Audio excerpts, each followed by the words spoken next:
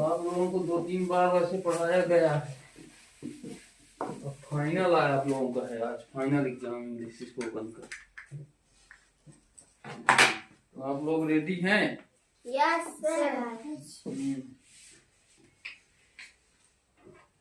जो पूछेंगे बस वो आके बताना है, जैसे जो भी पूछें आपको पहले बता दिया जाएगा, आपको एक बार पढ़ा देंगे अच्छे से। आफ्टर दैट आपसे यहाँ बुला के स्टेज में पूछेंगे 1 to 1, तो आपको बताना है, जैसे आपके बारे में पूछेंगे और स्ट्रक्चर कुछ पूछेंगे तो आपको बताना है ना। चलिए, तो आज का हमारा क्या है टॉपिक? टॉपिक का नाम क्या है? Spoken English. तो इंग्लिश में बातचीत कैसे करना है, इस टॉपिक पर आज हम लोग डिस्कस करेंगे क्लास में। ओके? Yes sir. तो आप सब लोग इंग्लिश बोलना सीखने के लिए एक्साइटेड हैं? Yes sir. सभी की आवाज आनी चाहिए। Yes sir. ठीक है, तो इंग्लिश बोलना कठिन नहीं है, यस बट थोड़ा सा लोग इसको कठिन मानते समझते हैं। जैसे English is just like a mathematics. जैसे मैथमेटिक्स है, अगर मैथमेटिक्स के कुछ रूल्स होते हैं, कुछ सूत्र होते हैं, फॉर्मूले होते हैं और उसकी प्रैक्टिस होती है। अगर आप मैथ के फॉर्मूले को समझ जाओ और समझ जाओ कि किस क्वेश्चन में कौन सा फॉर्मूला लग रहा है, आप उसको लगा दो तो आपका क्वेश्चन सॉल्व हो जाएगा। सेम इसी तरह इंग्लिश में भी होता है। इंग्लिश में कुछ स्ट्रक्चर पर कौन सी वर्ब लगेगी ये आपको पता होना चाहिए, और उस स्ट्रक्चर का क्या मतलब होता है ये आपको पता होना चाहिए। तो उसी हिसाब से स्पोकन इंग्लिश होती है। तो हम आज बहुत सारे स्ट्रक्चर सीखेंगे और कुछ वोकेब्स भी सीखेंगे। तो उन स्ट्रक्चर्स और वोकेब्स के साथ आपको कौन से स्ट्रक्चर में कौन सा वर्ब लगेगा, क्या होता है, कैसी चीजें होती है, मैं आज प्रैक्टिस करवाऊंगा। ठीक है, तो आप लोग सब ध्यान से देखिए और नोट डाउन करिए। आफ्टर दैट हम यहाँ पे सीखेंगे और प्रैक्टिस भी कराएंगे 1 to 1, जिससे आप सबसे चीजें जो है तो आप उसको अच्छे से प्रैक्टिस कर पाओ। ओके? तो सबसे पहला स्पोकन इंग्लिश में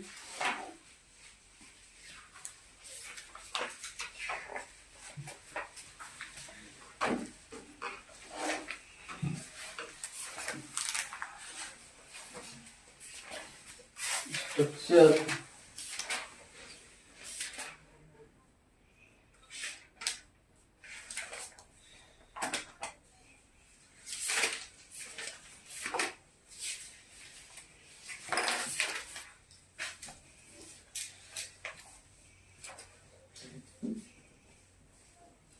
कुछ स्ट्रक्चर्स होते हैं, कुछ रूल्स होते हैं। तो सबसे पहला रूल्स जो है वो है हैज टू, हैव टू। क्या है? Has to. Has to. Has to या हैव टू। क्या? हैज टू या हैव टू। इसको क्या अपन प्रोनाउंस करते हैं? हैज टू या हैव टू। हैज टू या हैव टू। इसका मतलब क्या होता है? इसका मतलब होता है ना है। क्या है इसका मतलब? ना है ना? जैसे हम सुबह से लेके शाम तक बहुत सारी चीजें करते हैं। जैसे मैं बच्चे छोटे छोटे अक्सर मैं नोटिस करता हूँ, बोलते रहते हैं मुझे खाना खाना है, मुझे घर जाना है, मुझे खेलने जाना है, मुझे अपने पापा से बात करना है, मम्मी जी से बात करना है, व्हाटएवर है ना, जो भी। तो अपन सुबह से लेके शाम तक दिन भर बोलते रहते हैं, बट अगर when it comes to speak in English same thing तो हम फिर बोल नहीं पाते हैं। अगर सेम चीज हम कह रहे हैं कि मुझे खाना खाना है, बट उसी को कोई सामने आके और बोल दे कि इंग्लिश में आप ट्रांसलेट करिए, तो अच्छे अच्छे लोग उससे ट्रांसलेट नहीं कर पाते। उसका सबसे बेसिक रीजन यही है कि उन्हें ये स्ट्रक्चर का ज्ञान नहीं होता है, उन्हें पर्टिकुलर स्ट्रक्चर, पर्टिकुलर वर्ब का ज्ञान नहीं होता है और वो बोल नहीं पाते हैं। तो इसका स्ट्रक्चर बनता है सब्जेक्ट,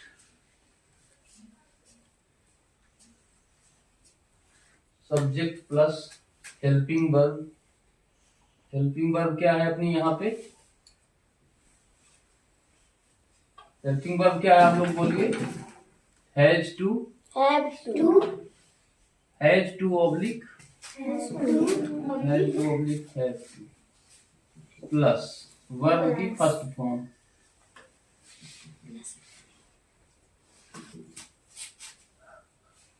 प्लस ऑब्जेक्ट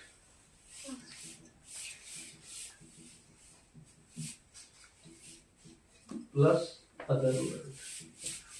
ठीक है, तो आज का हमारा स्ट्रक्चर क्या है? Has to have to. Has to have to का मतलब क्या होता है? ना है।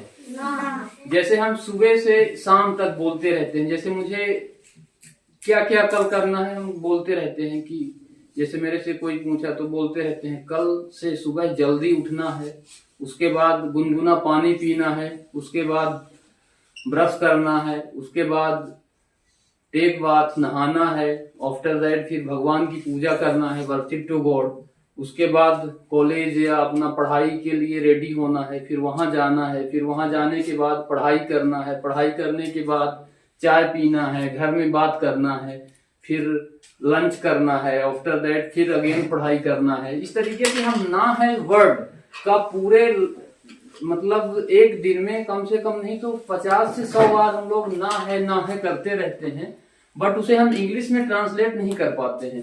तो आज हमें वही ट्रांसलेशन करना है, यहाँ पे सीखना है। ये कुछ मॉडल्स स्ट्रक्चर्स होते हैं इंग्लिश के जो हमें बहुत कम लोगों को पता होता है। जो स्पेसिफिक इन पर थोड़ा अच्छे से पढ़ाई करता है तो उनको पता होता है। जैसे मैथमेटिक्स के रूल्स होते हैं, तो जो उससे उनको पढ़ता है उनसे बनता है। वो मैथ का क्वेश्चन बहुत जल्दी क्यों लोग सोल्व कर लेते हैं।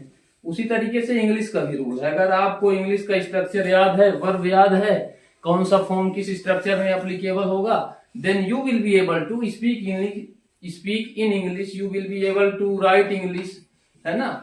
तो आपको इंग्लिश बोलना, आप बोल भी पाएंगे और लिख भी पाएंगे। तो जैसे एग्जाम्पल के तौर पे बात करें तो जैसे बोलते हैं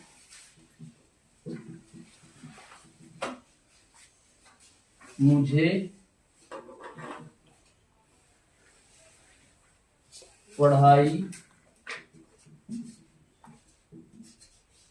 करना है। क्या लिखा है हिंदी में? मुझे पढ़ाई करना है। तो मुझे के लिए इंग्लिश का क्या वो आएगा वर्ड? आई। फिर देखिए स्ट्रक्चर, देखिए यहाँ पे स्ट्रक्चर क्या है? सब्जेक्ट। सब्जेक्ट क्या हो गया? आई। फिर अब आई के साथ कौन सा हेल्पिंग वर्ब लगेगा? Have to. तो आई हैव टू वर्ब की फर्स्ट फॉर्म। तो पढ़ाई करने के लिए क्या है? स्टडी। तो I helping verb have to, after that अपना क्या यहाँ पे है? ऑब्जेक्ट। ऑब्जेक्ट क्या है? पढ़ाई करना। पढ़ाई को बोलते हैं स्टडी। तो इसको जब हम ट्रांसलेट करेंगे, when we will translate this sentence, then it will be like this. जैसे सब्जेक्ट हुआ आई, हेल्पिंग वर्ब हुआ हैव टू, क्या हुआ? ये जरूर एक चीज आप नोटिस करके रखिएगा, बहुत लोग सीख जाते हैं फिर बाद में भूल जाते हैं। हैव को अलग करते हैं और टू को अलग। ये दोनों जब साथ में लिखे जाएंगे तभी इसका मतलब होगा ना है। ना है तभी इन दोनों का मतलब होगा। जब हैज टू हैव टू आप अलग अलग सेपरेट करके ना लिखें, एक साथ ही यूज हो और आफ्टर दैट वर्ब की फर्स्ट फॉर्म हो। तो इसमें क्या बना? I have to study. क्या हुआ? मुझे पढ़ाई करना है। तो इसको क्या कैसे लिखेंगे? I have to study. जैसे मुझे खाना खाना है, ऐसे अपन और लिखते हैं।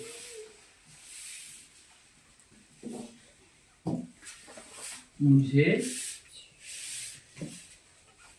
खाना है ना। इंग्लिश में एक, हिंदी में एक सेंटेंस लिखा है मुझे खाना खाना है। मुझे के लिए इंग्लिश क्या आएगी? आई। आप लोग लिखने से ज्यादा सुनो और समझो, क्योंकि अपन मैथ भी बहुत दिनों से आदमी पढ़ता रहता है बट कभी समझता नहीं। कोई चीज अगर कॉन्सेप्ट अपन समझ लें, है ना, हर चीज क्या होता है? कॉन्सेप्चुअल चीजें होती हैं। अगर हम मैथमेटिक्स में बहुत सारे क्वेश्चन और रफ भरने की बजाय अगर हम किसी प्रोसेस को समझ लें अच्छे से कि इस क्वेश्चन को सोल्व करने का प्रोसीजर क्या है, अगर आपको प्रोसीजर समझ में आ गया, फॉर्मूला कहाँ कैसे लगेगा ये समझ में आ गया, तो आप सैकड़ों रफ भर सकते हैं क्वेश्चन सोल्व करके। उसी तरह ये इंग्लिश का एक, जैसे मैं अभी एक मॉडल से यहाँ पे आपको पढ़ा रहा हूँ, हैज टू हैव टू मतलब ना है, इसी तरह मैं आपको बहुत सारे पढ़ाऊंगा, कम से कम 20-25 पढ़ा दूंगा। और 20-25 में आप इतना अगर प्रैक्टिस कर लिए है ना, उसकी बार बार प्रैक्टिस कर लिए, जब तक कम से कम 1 वीक तक। जैसे मैथमेटिक्स अपन क्वेश्चन करते हैं तो उसका फॉर्मूला दिमाग में चलता रहता है कि इस टाइप के क्वेश्चन में क्या कैसे करना है सोल्व, कौन सा फॉर्मूला लगेगा। सेम लाइक दिस, इसमें भी अगर आप इसकी प्रैक्टिस 1 वीक कर लो, मन लगा के कर लो, सोते जागते आपके दिमाग में आना चाहिए कि सर कल क्या पढ़ाए थे, हैज टू हैव टू। और हैज टू हैव टू का मतलब हिंदी में होता है ना है। और जब आप घर में कहीं भी हिंदी में बोलोगे या किसी को बोलते सुनोगे, कोई बोल रहा है कि मुझे वहां जाना है, उनसे मिलना है, उनसे बात करना है, ये काम करना है, वो काम करना है, तो आपको ना है सुन के ही समझ में आए कि ये has to have to models की बात हो रही है यहाँ पे। और हैज टू हैव टू के साथ में वर्ब की फर्स्ट फॉर्म लगती है, then object then other verb. अगर आप इस लेवल की प्रैक्टिस कर लिए तो आपको no one can stop you to speak English, है ना। आपको कोई इंग्लिश बोलने से नहीं रोक सकता, भले चाहे आपके सामने प्रधानमंत्री जी ही खड़े हों, चाहे आपके कोई टीचर हों, चाहे आपके पेरेंट्स हों, आप हेजिटेट नहीं होंगे, क्योंकि अगर प्रैक्टिस से ही कॉन्फिडेंस आता है। जैसे मैथमेटिक्स अगर आप अच्छे से प्रैक्टिस कर लिए, कोई भी क्वेश्चन है, कुछ भी है ना, जैसे बहुत सारी चीजें होती हैं कि इंटीग्रेशन क्या है ना, तो अगर आप उसको अच्छे से उसके फॉर्मूले, उसका प्रोसीजर अच्छे से प्रैक्टिस कर लीजिए तो फिर आपके लिए कुछ नहीं लगेगा। एग्जाम हो चाहे कुछ भी हो, आपको लगेगा बस पेन मिल जाए एक और बस क्वेश्चन मिल जाए, फिर तो पेन भी नहीं रुकेगी और आपको भी पता नहीं चलेगा, सारी चीजें हो जाएंगी, बस आपकी प्रैक्टिस होनी चाहिए। उसी तरीके से इंग्लिश में है, जैसे मुझे पढ़ाई करना है, आई हैव टू स्टडी, है ना। मुझे खाना खाना है, तो मुझे की क्या आएगा वर्ड, आई। आई, अब आई के साथ कौन सा हेल्पिंग वर्ब लगेगा, यस, तो आई हैव टू। अब खाना, खाना का है मतलब खाना, खाना एक वर्ब है ना, वर्ब, तो उसके लिए आएगी ईट। आई हैव टू ईट। और जो अपन भोजन करते हैं उसको क्या बोलते हैं, फूड, तो I have to eat food, है ना। मुझे खाना खाना है, I have to eat food, है ना। आपका क्या नाम है, अनमोल। अब अनमोल को खाना खाना है, तो अनमोल क्या है, एक सिंगुलर है, और सिंगुलर के साथ हैज टू लगेगा, तो यहाँ पे बन जाएगा अनमोल हैज टू ईट फूड। क्या बन जाएगा, अनमोल हैज टू ईट फूड। अब जैसे अनमोल और साधना को खाना खाना है, अगर दोनों को एक साथ अपन कंबाइन कर देते हैं, एक साथ अगर हम दोनों को एक साथ करते हैं तो क्या बनेगा, अनमोल और साधना को खाना खाना है, तो उसके लिए फिर हेल्पिंग वर्ब क्या आ जाएगा, हैव टू, क्योंकि 2 लोग जुड़ गए, अब वो सिंगुलर एक वचन नहीं रहा, अब वो क्या हुआ, प्लूरल हुआ, और प्लूरल में फिर हैव टू लग जाएगा, तो क्या हो जाएगा, Sadhana and Anmol have to eat food. जैसे साधना और अनमोल को पढ़ाई करना है ना, तो क्या बनेगा word, Sadhana and Anmol have to study, है ना। Are you getting my point, what I am saying. आपको समझ में आ रहा है मैं क्या कह रहा हूं और क्या कहना चाह रहा हूं। सिंगुलर और प्लूरल, सिंगुलर मतलब एक वचन, एक वचन में हैज टू, प्लूरल मतलब हैव टू, बहुवचन। तो ये चीजें हैं, आपको इसको प्रैक्टिस बार बार करना है। जैसे लिखने को बहुत कुछ लिखा जा सकता है और बहुत कुछ आप भी उसको नोट डाउन कर सकते हैं, but today I am not here to make you write. आज मैं आपको कुछ वर्क देने और लिखवाने के लिए नहीं आया हूँ, आज मैं यहाँ आपको कुछ प्रैक्टिस करवाने के लिए आया हूँ। Today I am here to make you practice more then, so that you can learn English, how to speak English, how to write English. और आपके अंदर एक स्ट्रक्चर का एक कहते हैं ना कि एक न्यू पढ़ जानी चाहिए, एक बुनियाद पढ़ जानी चाहिए इंग्लिश की। तो बेसिक में आपको बस कुछ स्ट्रक्चर और उसके बाद आपका प्रैक्टिस। अब प्रैक्टिस कैसे होती है, जैसे डेली रूटीन में कर लो प्रैक्टिस। सबसे अच्छा होता है कि हर व्यक्ति कुछ ना कुछ अपने लाइफ में एक दिनचर्या फॉलो करता है ना। हर व्यक्ति सोता है, जागता है, नाश्ता करता है, अपना जो दिनचर्या होता है उससे निवृत्त होता है, बहुत सारी चीजें करता है, हर एक्टिविटी करता है। तो उसी एक्टिविटी के तहत हम हर स्ट्रक्चर की प्रैक्टिस करेंगे और 1 बाय 1 आप लोग सुनेंगे, फिर 1 बाय 1 आपको I will call you to here on stage, और आप लोग स्टेज में आकर सारे स्ट्रक्चर की प्रैक्टिस करेंगे, है ना। तो अभी